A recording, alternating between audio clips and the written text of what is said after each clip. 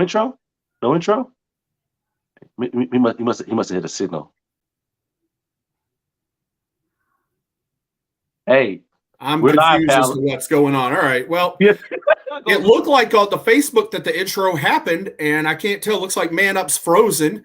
Yeah. Well, Yeah. Man Up. Okay, it looked like the intro happened, but we didn't see it. It was very confusing. Anyway, Yeah. welcome to Bells and Bells. Hey, we having technical difficulties, but we're gonna get this. Oh man. It's already awkward. He's Let's already go ahead started. and- So as you can see, Man Up is not in this man cave. So yeah, we're going on the fly today. Yeah. Well, just he's for still y'all, kinda up come now. push a shove. If it can have, Yeah. Yep. Exactly, Man Up. Yeah. Okay. I'm gonna go ahead and do this, and go ahead and get the party started. We're talking top 10 wrestling managers today, y'all. Now, as you know, whenever we do our top 10, it is not necessarily the greatest managers; these just our favorites. So please chime in some of your favorite managers as we go from 10 all the way up to 1. Right, Joe? Yep. And I just see Gary. So their Man Up will be back in a second. I just see Gary Sutton said the intro was there on their end. It just wasn't on ours. So that's cool. Yeah, exactly. So appreciate you letting us know that, brother. Yeah. So anyway, because we were just awkwardly sitting here like, wait, what do we do? We were planning on having that roll through, but that's cool. Yeah, but keep in mind when you're watching this, it is really difficult to narrow it down to 10 of anything. We're talking about your favorite in professional wrestling. Yeah. Talking about the top 10 managers, it's real hard because we could easily do a top 25. Let's be real. Exactly. oh yeah, Easily. I'm gonna go ahead and I'm gonna get this party started with a nice, good, fun one. At my number 10, I'll bring it to you all from ECW, the quintessential stud muffin himself. Joel is too big to get help from hurting her. Gertner. Jesus Christ. Well, I love Joel Gertner's charisma, and as you know, he was definitely aligned with the Dudley Boys, the whole Dudley family. And so, and I was enamored with that whole character, that whole spiel.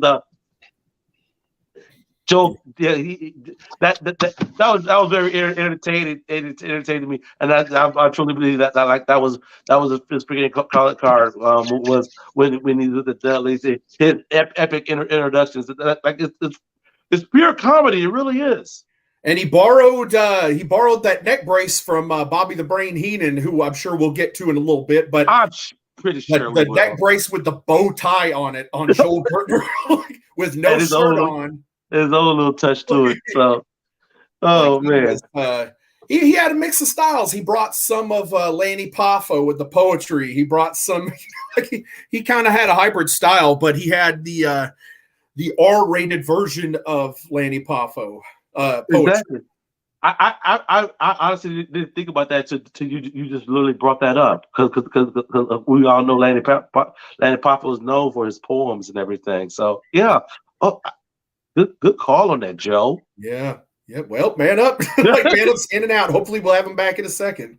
We're anticipating that also, so we'll throw it to Man Up whenever he gets back, if he gets back. So just keep it up, stay tuned with us, guys. All right, Joe, what you got for 10? All right, for my number 10, I've got the Mouth of the South, Jimmy Hart. He's my number 10 on there. And a lot of people are probably going to criticize me and be like, why is he not higher on your list? He annoyed the crap out of me a lot, but in a way where I still appreciate him. Again, it's hard to narrow this down to 10, and I do have a great appreciation for Jimmy and all of his, his versions of the First Family. Mm-hmm. And, I definitely enjoyed him best with the Hart Foundation. And then later I liked him with the Rougeaus. Definitely. He had his WCW run and whatnot, and he's still doing like spot shows here. Even at his late age now, he's still doing shows and whatnot. Yeah. Definitely underrated. Yeah, so. got his start. Got his big start right there in his hometown, Memphis, Tennessee. Exactly. And, came up when Macho Man was coming up, and all those guys were coming through Memphis. And exactly in the freaking early '80s. Also, freaking music man was responsible for a lot of some of the epic theme songs that we've come to know and love. So, yep. And I always liked those colorful different jackets he had that were customized for the different wrestlers he managed and stuff. I love that. Like when he managed a Honky, he had a little gimmick. He had a freaking helmet gimmick when he managed the Nasty Boys. I thought that was pretty cool. I definitely forgot. Yeah, like him at that same time he had the Hearts. He had the Honky Tonk Man, and you know, and we could always go back to what is it, WrestleMania 6 when he came out with Rhythm and Blues in the Cadillac, and with Diamond Dallas Page driving it. So yeah. Definitely one of the greats. Yeah, I'm glad he didn't get missed on our top 10s. Going to my number 9. Well, where's Man Up? Like, we're trying to get top hits. We're going to try to get back to him, man. But Man Up got a lot of stuff going on. So hey, but we aim to please, and we're gonna still deliver this show. So at my number 9, one who some folks may not agree with also, Captain Lou Albano. So yeah, the guiding light as it is. 17 teams to the World Tag Team Championship. Often imitated, never duplicated. So yes, definitely. So love Jimmy, he's also part of our childhood. Exactly. So Mark Maggard, what's going on, Mark? Gary Hart was my favorite. Oh, Gary Hart. We'll get to that. Don't worry. Don't worry. Is he back? Is he coming? Or without video? Oh. Yeah. All right. Sorry about the mishap, guys. So, I mean, we gonna get this right, man. We're gonna get this going.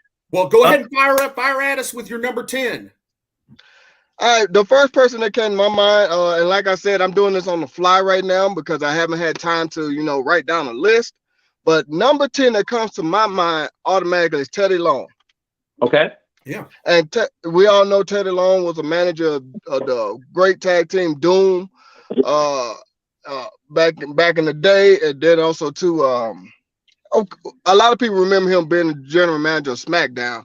Yeah. But a lot of people don't remember he started off as a guy that's putting up the ring before he became a manager. Referee for a long time too. He was. Yep. Including when he got back to WWE.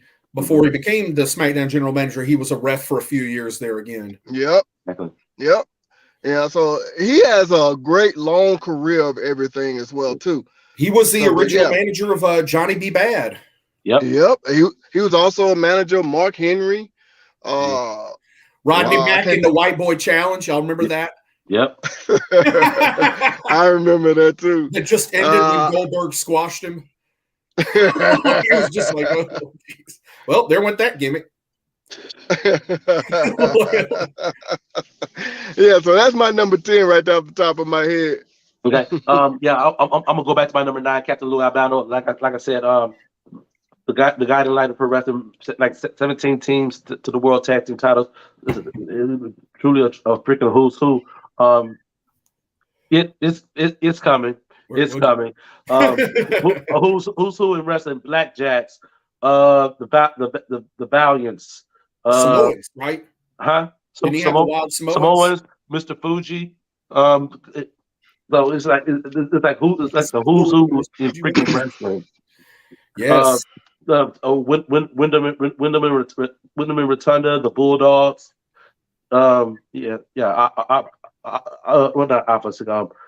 The last team being Samu and Fatu. And he was really one of the last characters that came from the territorial days of the Worldwide Wrestling Federation into the Rock and Wrestling era and kind of survived into it. And then I remember him as being Super Mario on the Super Mario Brothers Super Show. Exactly. Oh, God. Wow. Hey, paisanos. Wow. Did he have a slice of pizza too? He always had a spaghetti. Exactly. Yeah, definitely instrumental in that rock and wrestling era. He was in the video with Cyndi Lauper, which everyone knows put eyes on WWF when she had a collaboration with WWF. Yeah. So that was freaking huge to be a part of that. And up until then, he was a despised heel manager. Then with babyface right after that. So definitely want to give his kudos. Joseph, you're number 9, sir. All right. Well, this is gonna. A lot of people aren't gonna know who I'm talking about, but if you don't, you need to go on YouTube and find some videos of him. This guy, when I was in the business, I was there when he started to get training. And you want to talk about one of the managers that I saw on the independents in the South that learned professional wrestling the fastest I've ever seen anybody and really rose and developed a character. And I will say this, he was Percy Pringle, a.k.a. Paul Bearer's favorite manager. And that is the one and only Prince Trevion. Mm-hmm. And if you go back to, there was a video I shared back in the group a while back of a match between Malik Avalon and Disco Inferno, I believe I shared. If I didn't, I'll reshare it. But he was the manager in that. I think he's still going in the Southeast. But he does kind of favor Prince a little bit. And man, he's a guy that 6 months into the business just got it already and was red hot. And to this day, he is one of my favorite managers of all time. So definitely challenge members of our little community to look him up. Joe will drop some links and whatnot, and feel free to do some further research on Trevion. I remember when I was at my time in the Gulf Coast, worked on a couple of shows with him. So cool he could guy. Get heat, brother. He could get heat now. Oh yes, definitely. Man up, number 9, sir. My number 9 that like I said, I'm thinking of these off the fly. My number 9 right now is going to be Paul Bearer. Okay. And we all know the greatness manager, one of the great managers there is, with the Undertaker and stuff like that. Of course. The one thing that I did not like about him was that high squeaky voice. I mean, I know it was a character. I love that. Oh yes. that to me, I mean, it was cool, but it got on my nerves, man. I was like, oh my God. That means he did his job. It's true. True. All that means he done his job. But a lot of people, what a lot of people don't realize is that originally Vince had already agreed to terms with Percy before ever hiring Mark Calloway. Mm-hmm. And so, and the whole gimmick is based around Percy, in his real life being a mortician, in real life. So once he had, Percy, the reason Percy wasn't there with Undertaker on his debut is because he was still finishing up what he had agreed to in Texas and everything in the territories. He was still working as Percy Pringle III. But once he wrapped that up, he came on board. So really Brother Love and them were just and Ted DiBiase and all that stuff were just placeholders until Percy could get to the WWF and run that angle. But yeah, let's be honest, Undertaker would never be where he became if it wasn't for Paul Bearer.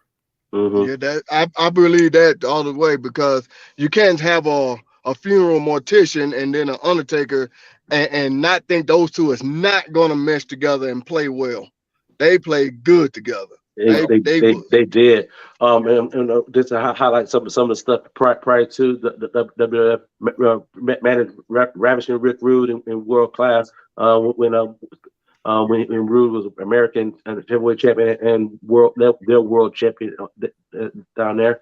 And so well known along the Gulf Coast as well. Yeah.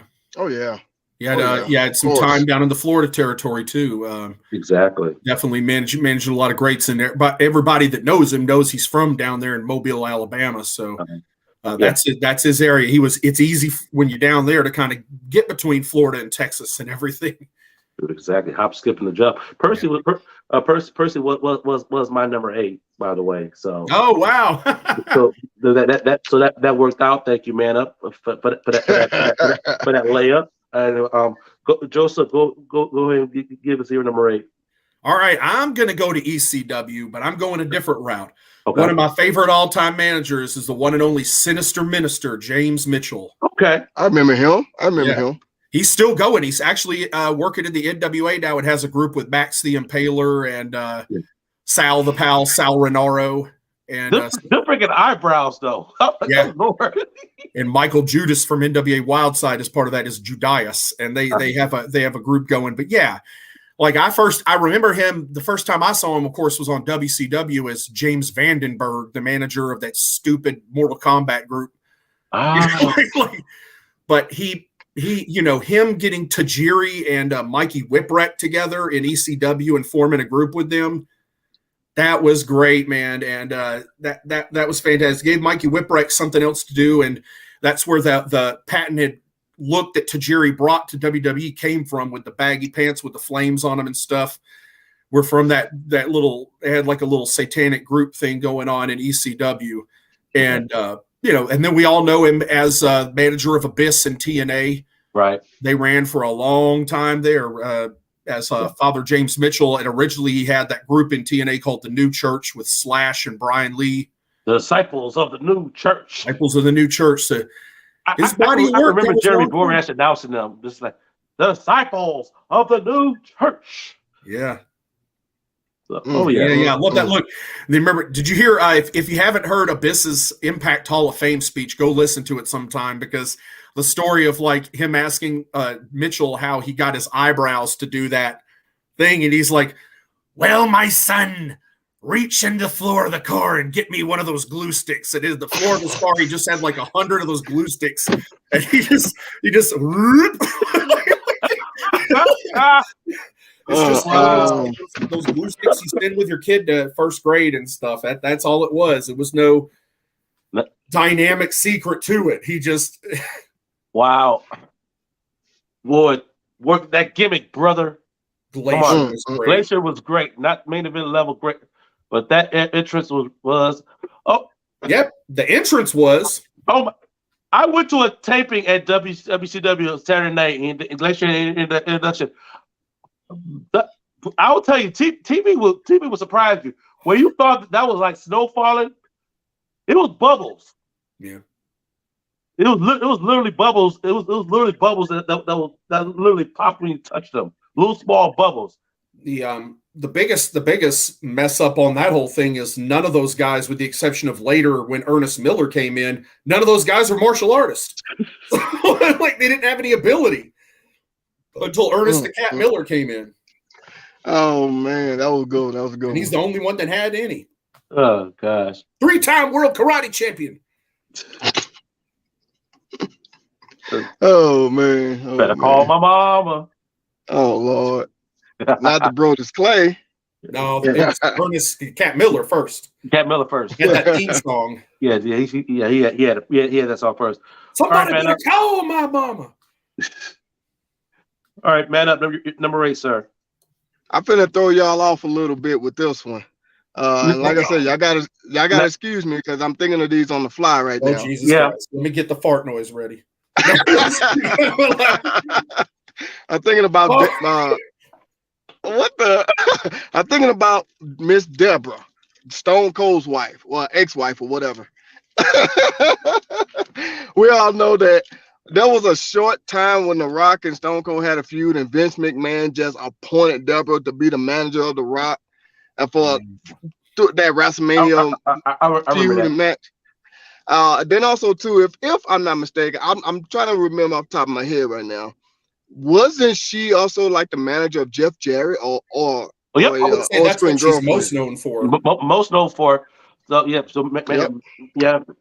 And then she managed her husband at the time, Steve Mongo McMichael, in WCW. So yeah.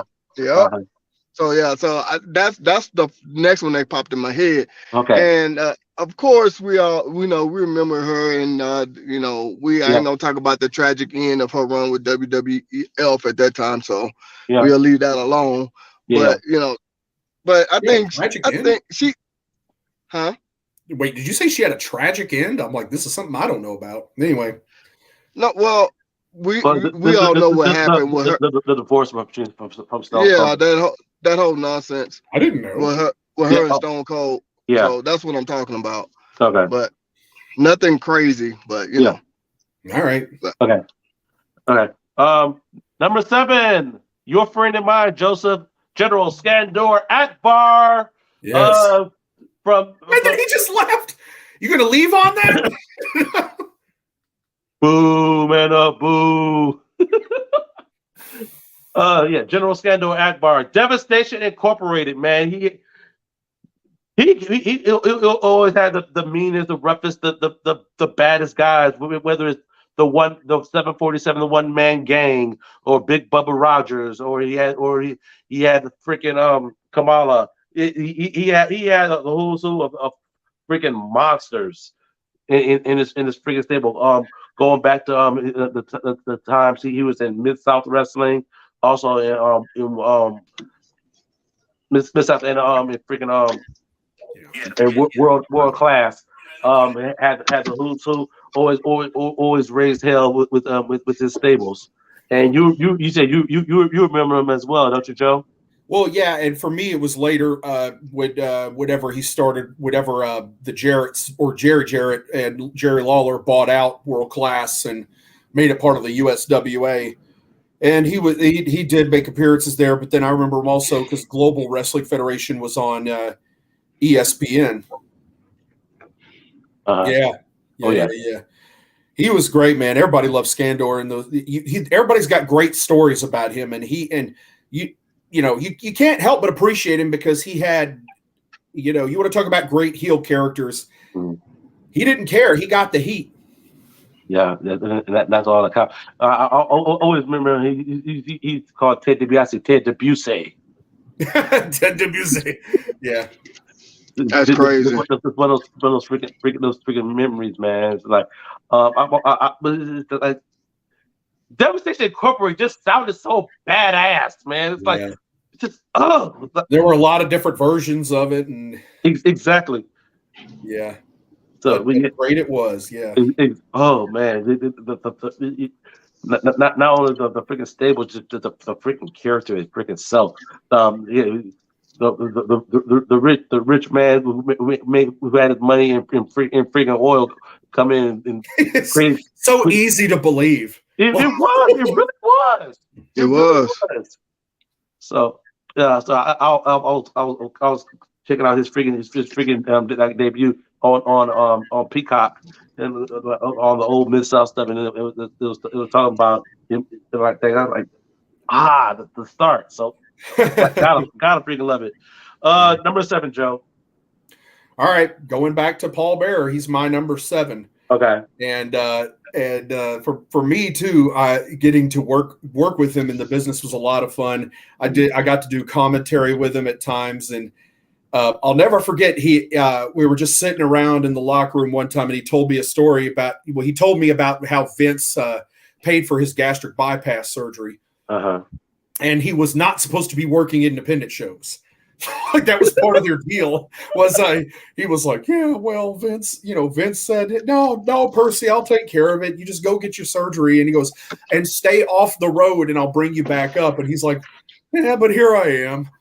He's like on an indie show, down in Mississippi, and and then at the same time, one time we're at a show, and me and somebody else are doing commentary. We got this big bowl of popcorn out there, and Percy just leans over, and he's the commissioner of the company, and he's like, the on-screen commissioner, and he grabs the bowl of popcorn. He's like, "You guys don't want this, do you?" just take it away. And I'm like, didn't you just have gastric bypass like 3 months ago? I'm pretty sure you're not supposed to be eating like butter popcorn. And he's like, mind your business. And yeah, and unfortunately I laugh, but part of that is the reason he's not with us anymore, because he did not take care of himself. And but great guy. And then yeah, in every role he had as a manager, he excelled in, and he's definitely one of my favorites. Oh yeah, definitely. Man up. Who comes to mind for you next? If we have man up there. Well, his face is there. His face is there. His face in the place. Can y'all hear me? Now we hear you. Okay, here we go.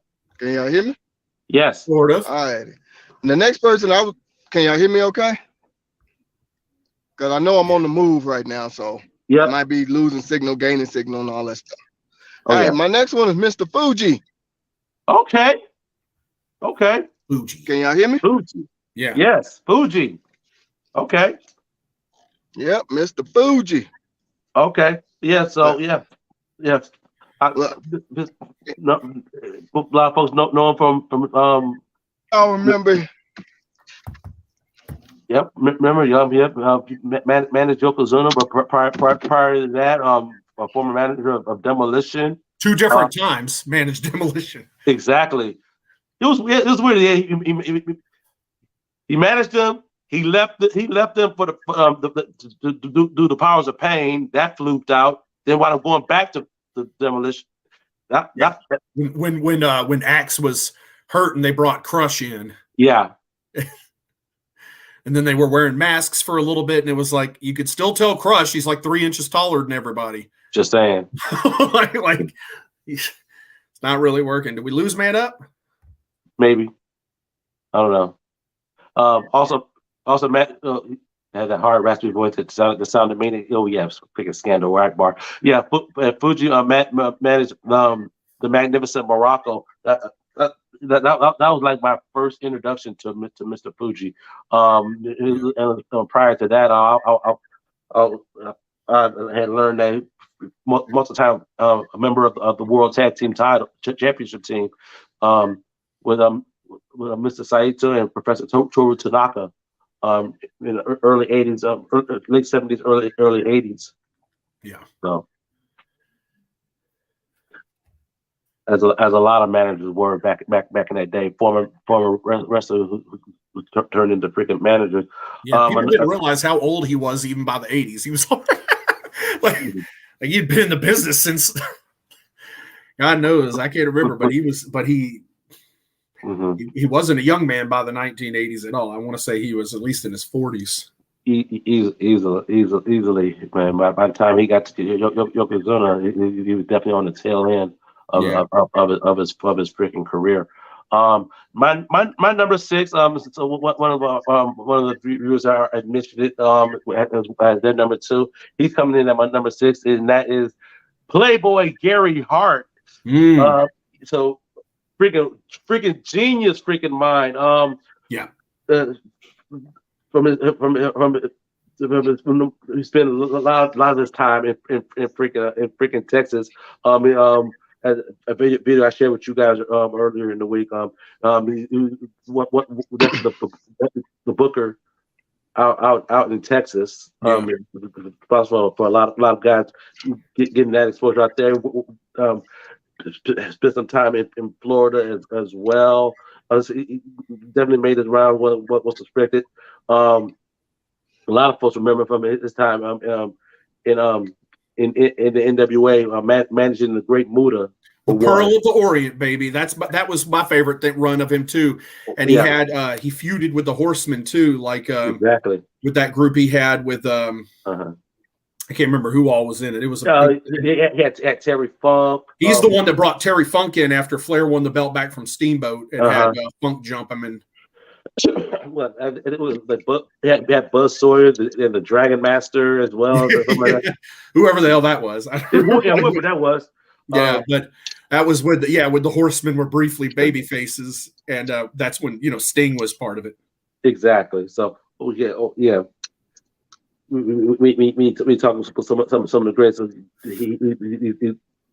That's one of the top ones up there. Well, I enjoyed Michael Gary Capetta, or however you say it, Gary Michael Capetta doing the introduction for him. He would always say like, Gary Hart presents the Pearl of the Orient. Exactly. Man. Oh my gosh! And it came out with a freaking awesome freaking book. I'm trying to make sure I got the name right. But you're a kid watching Muda 2, the Tex-Mex Corporation. When you're a kid watching Muda 2 during that time, boy, he just seemed scary as hell. Like he was like killer. Yeah. If you can get your hands on his book, My Life in Wrestling, with a little help from my friends, it's an awesome freaking read. It's an awesome freaking read. So if you can get your hands on that one, it's if you find it's a first edition and whatnot, and it hasn't been reprinted, it's going for over $100 some bucks. Yeah. It's the reprint. I heard that there may be another reprint. So hold out hope for that one. But yeah, awesome freaking book. So that's my number 6, Joe. All right. Well, my number 6 is actually one and only Bobby the Brain Heenan. Okay. And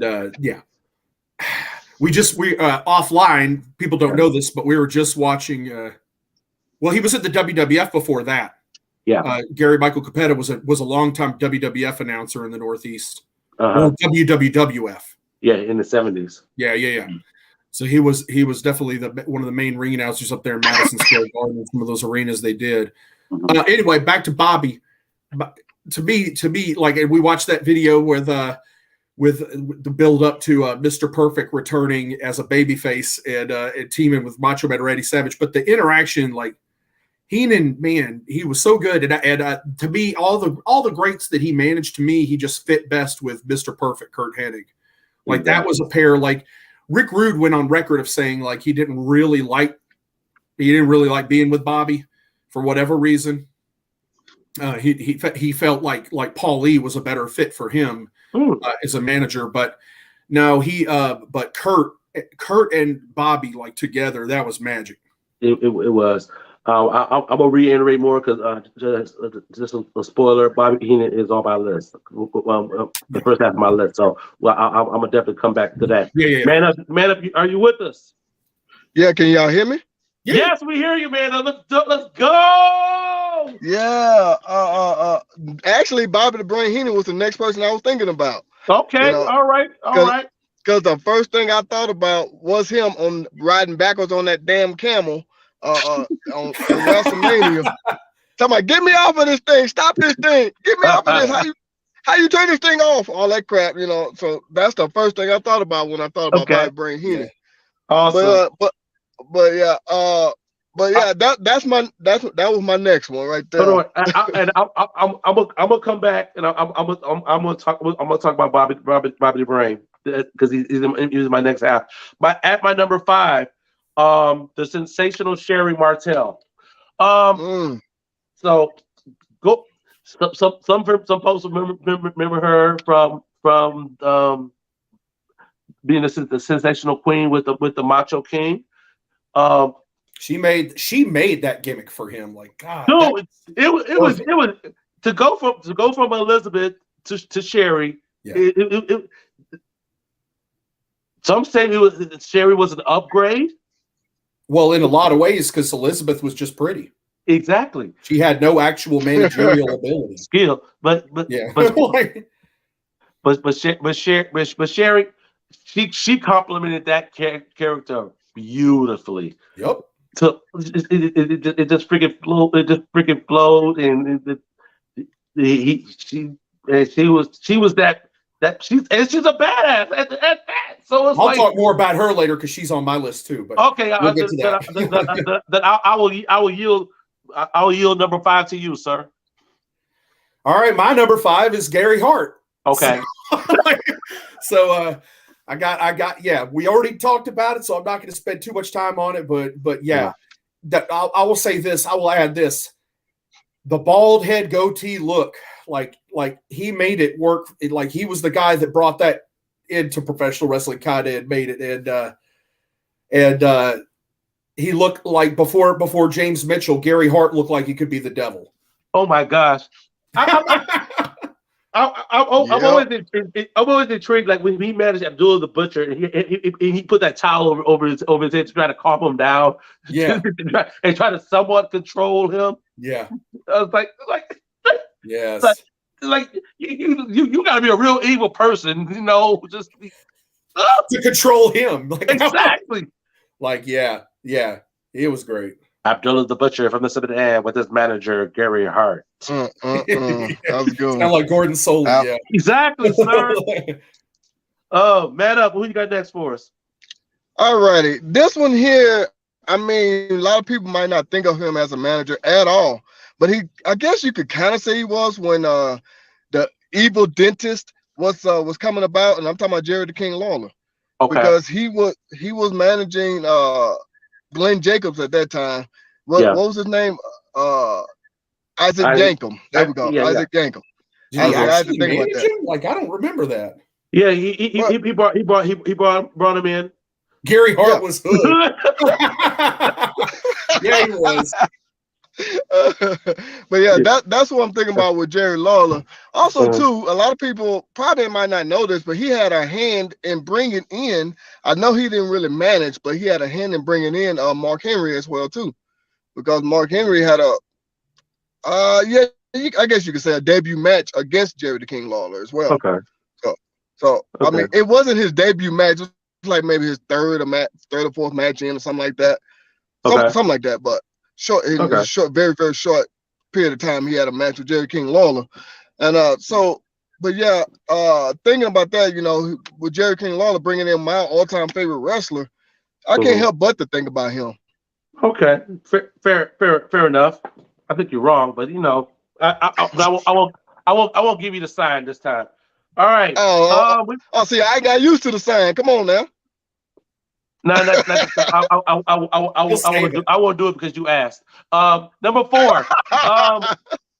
Number 4. We talked about it briefly.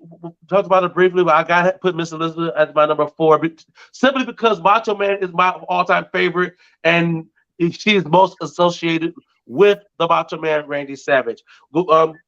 Outside of managing Macho, she manager of the Mega Powers, then Hulk Hogan separately. Then she managed Flair. And then she managed Luger. So she was with some of the top guys in this freaking business. But of course, she is synonymous with freaking Macho Man, and she's going to be on my number 4. There are a lot of managers that are off this freaking list, and we go get to all of those. Yeah. Once we finish our top 10, and we're going to do the honorable mention. A lot of y'all aren't going to agree. So definitely let us know the ones that we're forgetting, and we're going to touch upon those. Joey, number 4.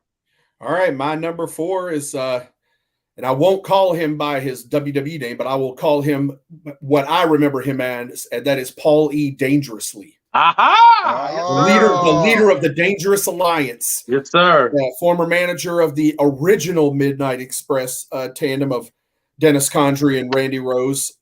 He brought them back to Jim Crockett Promotions to feud with the Midnight Express. And he had been managing them in the AWA, where they had a reign as the AWA World Tag Team Champions. Oh yeah, and but yeah, to me, I will always remember Paulie as the manager of the Dangerous Alliance with Rick Rude and Stunning Steve and Beautiful Bobby and the Cruncher Larry Zbyszko. Oh my gosh, man! Paulie named him the Cruncher because only Larry Zbyszko would crunch a guy's hand in a door of a car. that Barry Windham angle, right? Yeah. What kind of sick individual would crunch a guy's hand in the car door? so he became known as the Cruncher, Larry Zbyszko. Oh man. Yeah. Paulie, man. And still to this day managing. Good Lord.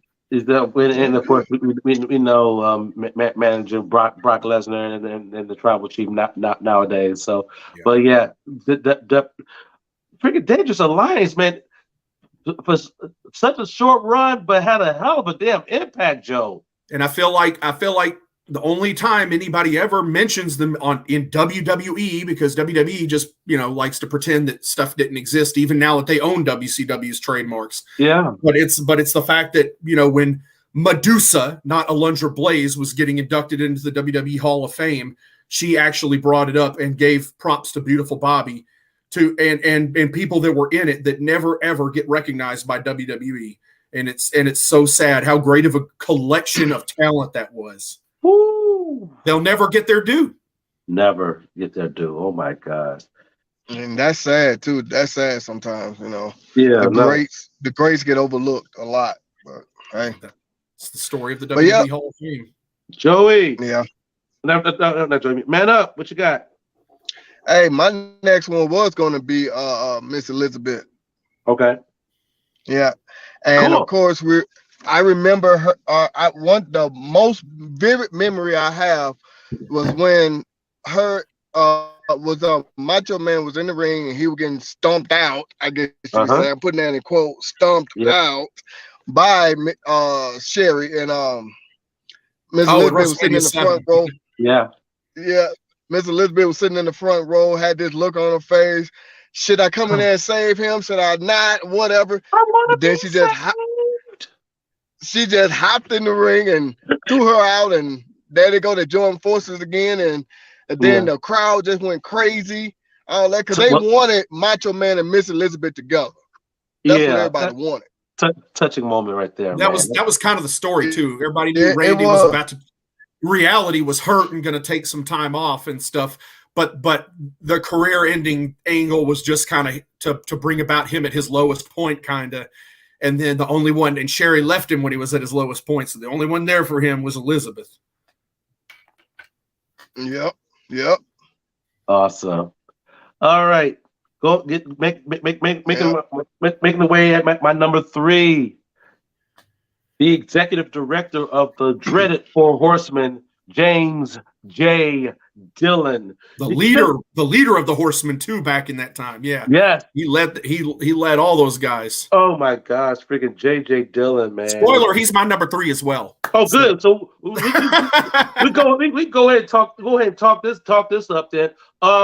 J.J. Dillon, freaking another wrestler turned manager. He wrestled the freaking territories. Started freaking managing. Had in Mid Atlantic. Had freaking Cowboy Ron Bass, Buddy Landell, and whatnot. Then got hooked up with Tully, which and we led towards the run with the Horsemen, whatnot. JJ take off his goddamn shoe and hit people with it for little sakes. Like, really? So much was borrowed from JJ Dillon by managers that would come along years later, just like that. But yeah, I love the storyline with him and Luger. With Luger was in the Horsemen, and then the falling out between Luger and JJ that led to Luger turning face and Barry subsequently turning heel on him and joining the Horsemen. But yeah, James J. Dillon was kind of always the brains behind everything that was happening in the Horsemen, the moving the pieces around and stuff like that. So man. Exactly. Oh boy, JJ Dillon.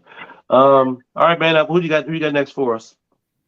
The next one I was thinking about was the one that Joey was just talking about, and that's Paul Heyman. Okay. I know he want to call him Heyman, but that's what everybody knows him as these days, Paul Heyman. You don't know shit about him unless you know about that big ass cell phone he used to carry. Yeah, that big old block cell phone right here. Yeah, a lot of people don't know when he was.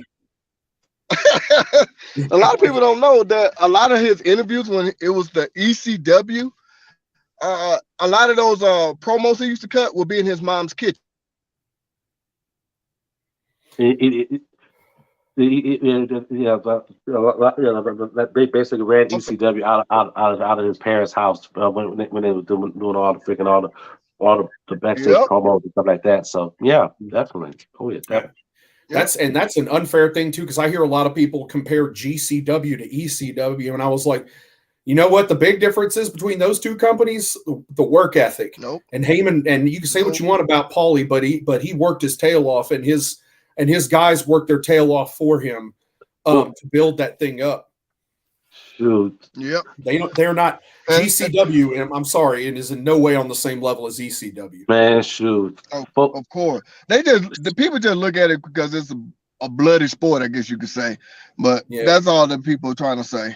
But ECW had stories and had storytelling, and it was more than that. And Taz, you had something different because guys like Taz and Shane Douglas weren't doing a lot of hardcore. They were doing a lot of wrestling in ECW. You had Dean Malenko in there and Eddie Guerrero and Benoit and all these guys that were wrestling and Too Cold Scorpio who would add elements of the hardcore in, but mostly do wrestling. So ECW was so much more than hardcore. WCW or debt of gratitude to ECW, definitely.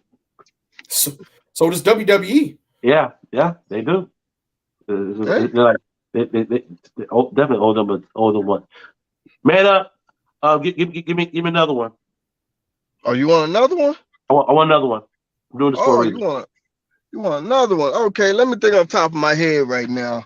I guess I don't know. I guess I would go ahead and say I cannot think of his name off the top of my head right now, but the one that had all the rubber bands in his beard. We already talked about him, Captain Lou. Captain Lou? Captain Lou, there we go. I could not think of his name off the top of my head. But yeah, I remember him, and ECW also had New Jack. Yeah, okay. I'm gonna leave that one alone. But whatever.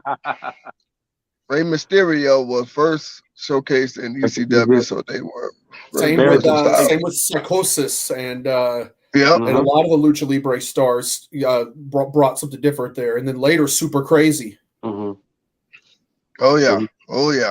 Right. But yeah, Captain Luke, man, to me, a lot of people don't remember him much, but I remember him. I'm not gonna lie, because of the beard and the rubber bands all in his face and all that stuff. And when I first saw him, I was like, "Who in the hell? What is this? What is wrong with him?" I really thought something was mentally wrong with this guy. But oh my God, I did, and I was a kid. Well, all those things. It's kind of, if you go back to look at that time frame, the 80s, whatnot. Everything, all these different characters, all these larger than life, whatnot. It wasn't a person that you will see when you normally walk down the street. You know what I'm saying? Well, and everything was amplified by the fact that it seemed to snow a lot in WWF locker rooms. Did I say that?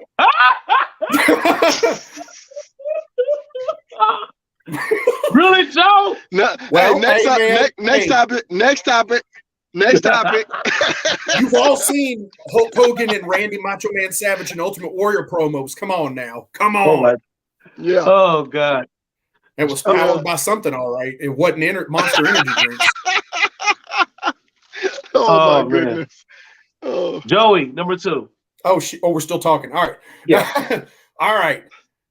And my number 2 is Sensational Sherri, a.k.a., and I saw somebody put it, Sister Sherri. Okay, yeah. Because I loved her with Harlem Heat. I absolutely did. And to hear her giving her props in Harlem Heat's Hall of Fame speech, it just goes to show the impact she had as a manager, because she helped get them to that next level where they were a featured tag team. And there you go. Love the Sister Sherri gimmick. She was great. She got the matching dress to the Harlem Heat gear. She knew exactly what to do, and she knew, and that's the magic of a manager. And this is why, she'd probably be in my top 5 greatest managers too, if we were actually ranking greatest managers. Right. Just because with Randy, with Ted DiBiase, with Shawn Michaels, all the people she managed, she knew where to be at the right time. She always, just knew what she was doing out there as a wrestler, as a manager, or whatever she was doing. And with Harlem Heat, and then the story with Colonel Robert Parker, right, where they had that weird romance, and you had like Bunkhouse Buck and Dick Slater, and they were forced to try to be friends with the Harlem Heat, even though none of them got along. Mm-hmm. It was a good story in that, and you could tell it really hurt Booker and Stevie when they released her from WCW without really telling them that they were going to do that. Oh my gosh! She added so much to everything she did. She really was, an equal counterpart to the Macho King, making that gimmick a success. Former WWF Women's Champion, former AWA Women's Champion, led Doug Summers and Buddy Rose to the AWA World Tag Team title. That success everywhere she went, man. Yeah. So Harlem Heat to the WCW tags. And then the Macho King, and then kind of and who could forget her being part or instrumental in the success in Shawn Michaels' early singles run. Exactly. Until Shawn hit her with that dang mirror. Oh my gosh, man! What's up with Shawn and these damn mirrors and windows? I'm seeing a common theme with Shawn. Hey, he was a pretty boy. But it worked because he was a pretty boy back in the day. So of course, feuding. Oh yeah.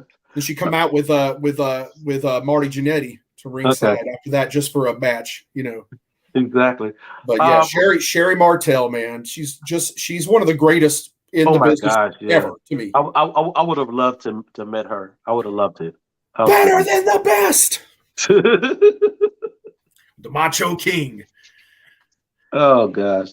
All right, my number two. One of the greatest freaking talkers in this freaking business. One of those managers who freaking talk you into the damn building.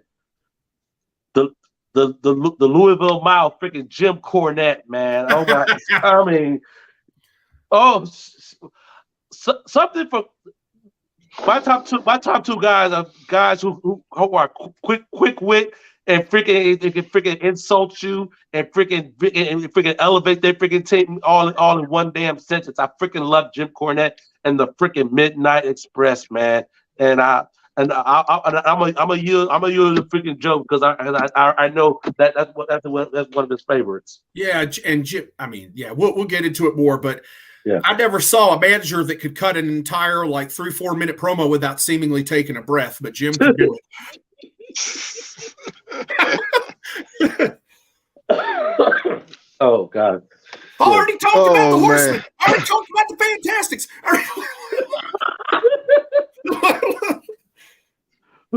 That history, it's freaking introduction of the freaking Midnight Express, man. To oh gosh! Yeah! Damn tennis racket and freaking Road Warriors dropping them off a goddamn scaffold. Hey, Corny was shameless, man. He would he could take a bump now. Yeah, when need be, the American spokesman for the WWF champion Yokozuna. Yeah. Speaking of the time where Mr. Fuji was starting to slow down and they needed somebody else out there that could run around the ring and and really get the thing over. Exactly. Yeah. Exactly. Oh man. Gotcha. You got one last one for us, man up? Yeah, I was thinking about the Mouth of the South. Okay. With that damn megaphone. Oh my God. That's another one. That's another one that got on my nerves. Oh, I want to burn. But it was cool. It put you in, and that's what. And that's what gets you hooked. That you get drawn in, and with. I'm like, what the hell is he saying? Put that thing down. Shut up. He got on my nerves with that damn thing. The Honky Tonk Man. He's the greatest intercontinental champion of all time. I'm like, Yeah. And to see him one day on a show with the what's it called, where the WWE go and look for old merchandise and stuff like that. They had him on one of the shows, and they showed that microphone. I said to myself, if I had a lighter right now, I'd burn that thing. but Cost the Heart Foundation the tag belts at WrestleMania 7. My God. The Honky Tonk man, I remember him riding down that damn pink Cadillac with Honky Tonk man and the Hunkettes and all that crap. I still don't like calling them that, but that's what they were called, the Hunkettes. That's what they were called. That's what they were called. But that's what I remember Jimmy Mouth of the South Jimmy Hart from the most. I'll put it like that. Definitely. Oh, okay. I think we already talked about your number one, Joey. Well, yeah, I'll add on to it. Yeah, Jim Cornette definitely is my number one, and to add on to the Yokozuna thing, remember he had the group with Owen Hart and the British Bulldog in it too, Camp Cornette, and they were, he ended up becoming a top manager in WWF at the time and running that thing, and but yeah. Best known for the Midnight Express and the Heavenly Bodies later, exactly, and Smoky Mountain, and then when they came up to WWF, and then, but Jim, good Lord, he lit, to hear him talk about how much his appreciation for Jerry Lawler, and then those awful colored suits that he had that Lawler taught him, like, hey, this is something you could do. Look like Mama Cornette's spending her money at Kmart for one of those suits or whatever, or at Sears, for those awful suits Corny had. But oh my gosh, man! Hey, man, he, just again, like such a selfless giver in the ring, and a lot of people, are critical of him now and think he's out of touch and stuff like that. But he makes a lot of sense, and Jim helped draw more money that most of these guys ever dream of. Exactly. All right, and my number one favorite manager of all time is Bobby the Brain Heenan. Oh my gosh, the Weasel. The Weasel, man. Start off as a wrestler, then became a manager for Nick Bockwinkel and Ray Stevens in AWA. Then lead Nick Bockwinkel to the AWA World Heavyweight Title. Then he became synonymous with that. They're bringing this act over to WWF, creating the Heenan family. Always the top antagonist to Hulk Hogan. His title reign. He kept sending all these monsters to try to take down Hogan. Finally got success when got Ravishing Rick Rude with the Intercontinental title. Then he had a couple of tag team title reigns, and of course, like you said earlier, him and Mr. Perfect was yin and freaking yang. Yeah, perfect throw up the towel. He catches it behind his back, man, like stuff like that, man. It was just synonymous with how in tune they freaking were, man.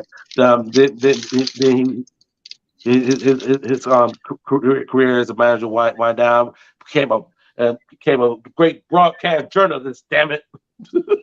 And then finally proved his point when Hulk Hogan turned heel and joined the NWO. Bobby was like, "I told you so all these years." He got to prove he was right. I remember that. All those years. I remember. Bobby been telling you Hogan's the real heel. He's the scumbag. Oh God. He got to be right. Here comes Hogan. What side is he on? What? Whose side is he on? And Dusty's like, "What are you talking about? What you talking about? Whose side is he on?" Oh gosh. All right. So that's our top 10. Let's hit up some of these ones that we freaking forgot, man. Precious Paul Ellering. Yeah. Okay, moving on to the next one. He wasn't one of my favorites. I'm like, whatever. Yeah, Road Warriors, the Legion of Doom back in Georgia had Jake the Snake Roberts, several others. I'd rather talk about number 1 Paul Jones. Okay, cool. Talk it then. Was a great manager. Talk it. I mean, I think a lot of our audience, Mr. Ben Walker's watching and stuff like that. I think it's enough said. You know, he just and he managed Ravishing Rick Rude and the Raging Bull Manny Fernandez to the NWA World Tag Titles, which I was a personal fan of that. But yeah, he had a lot. I mean, you know, another wrestler turned manager, very accomplished star in the Mid-Atlantic territory. That's kind of where his career ended too. I also want to give an honorable mention to Harley Race. Yes. I definitely want to touch him. For the run that he had with freaking Vader, man. In WCW, man, that was freaking epic, man. Yeah, he lent a lot of credibility to Van Vader. Exactly. Imagine have him and Lex Luger both the world title reigns. It's like Luger's first one, but it's like what better mentor to have right there than the freaking legendary freaking Harley Race. Yeah. And there's the bell, ladies and gentlemen. We've come to the end of our freaking show. We definitely had a good time doing this one. Oh yeah, and yeah. So Hey, this was a good one, man. It was good. We had some hiccups. We had a lot of hiccups on this one, but it's all good. And if you're watching this later on and you didn't catch us live, we would really still love it if you drop something in the comments, whether you're watching on Facebook or YouTube. Go ahead and drop your favorites in the comments below. We definitely love to. We will read those, and definitely something to talk about. Thank you, Mr. Ben. Oh yeah. You know, these are growing pains. We were going to give y'all a show no matter what. We know we said we're going to do this. We're going to do it. Hook or by crook. We're going to do that. All right. But with that said, though, this is actually our last live show of the year. Due to scheduling conflicts and a lot of live stuff that's going on with us. This is our last live show of the year, but we are coming back at the beginning of the year. So stay tuned to the Facebook group. Talk to us about the Facebook group real quick, Joe. Well, if you don't know about this Facebook group and you're watching us on YouTube, or maybe the link got shared to another wrestling group, look us up, Bells and Belts on Facebook. Join our group. Join the discussion today. Where we'd love to hear from you and your comments, and we love to be interactive with you. We're not just a podcast. We do belt unboxings. We talk about our championship belt collections. And we're going to bring you more information on more belt makers out there in the near future. As far as part of the belt collecting hobby, which is where the roots of our show are on. Exactly. Also, if you're watching us on Facebook and you haven't subscribed to us on YouTube, do that also. Please go on YouTube, look up Bells and Belts, like the video, subscribe. We got a lot of content on there that if you're only watching on Facebook, you're not seeing. So, oh yeah. So with all that stuff, make sure you continue to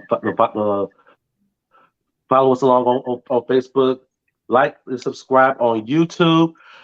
We're not going anywhere. We're still dropping the content. We're going to be coming back to you at the beginning of the year with our next live show. So until then, for Man Up, for Joey, I'm Cedric D, and we gonna catch you guys on the flip side. One love. We appreciate y'all, and we will see y'all. Hey, we'll have a show next week. We just not live, so make sure you stay tuned and stay linked to here at Bells and Belts.